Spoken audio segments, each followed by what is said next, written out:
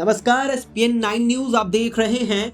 British प्रधानमंत्री Rishi Sunak Israel पहुंच गए हैं। वे यहां अपने समकक्ष पीएम बेंजामिन नेतन्याहू से मुलाकात करेंगे। इस दौरान उनसे भी ये उम्मीद की जाएगी कि वे गाजा को जल्द मानवीय सहायता पहुंचाएं।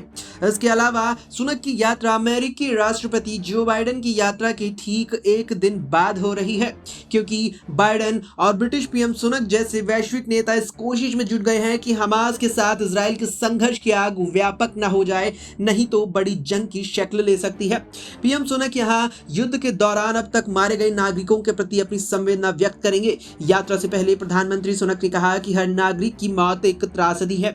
उन्होंने कहा कि हमास के आतंक के भयानक कृत्य के बाद बहुत से लोगों की जान चली गई है। इस हफ्ते की शुरुआत में ऐसी खबरें आई थी कि ब्रिटिश पीएम सुनक इजराइल की अपनी पहली यात्रा पर जाएंगे, लेकिन बुधवार शाम तक उनकी यात्रा को लेकर कोई पुष्टि नहीं हो पाई थी।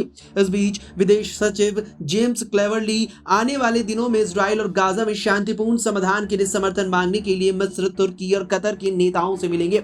इसके अलावा ब्रिटिश पीएम ऑफिस के प्रवक्ता ने बुधवार को बताया कि इजराइल पर हमास के हमले के बाद से 7 ब्रिटिश नागरिक मारे गए और 9 लापता हैं। सुनक की यात्रा के अलावा ब्रिटिश विदेश सचिव जेम्स क्लेवरली संघर्ष पर चर्चा करने और शांतिपूर्ण समाधान की तलाश करने के लिए अगले 3 दिनों में मिस्र, तुर्की और कतर की यात्रा करेंगे। इससे पहले अमेरिकी राष्ट्रपति जो बाइडेन इजराइल की यात्रा पर तेल अवीव पहुंचे थे। यहां उन्होंने इजराइल का समर्थन किया और गाजा के अस्पताल में रॉकेट हमले से हुई मौत के लिए आतंकी संगठन को जिम्मेदार ठहराया था और इजराइल को क्लीन चिट दी थी। बाइडेन ने वापस अमेरिका पहुंचने से पहले संवाददाताओं को बताया कि वे गाजा में मानवीय मदद पहुंचाएंगे।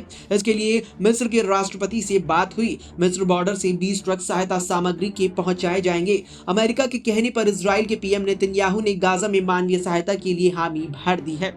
अभी के लिए इस वीडियो में इतना ही। देश और दुनिया की तमाम खबरों को लेकर अपडेट रहने के लिए आप देखते रहिए एसपीएन 9 न्यूज।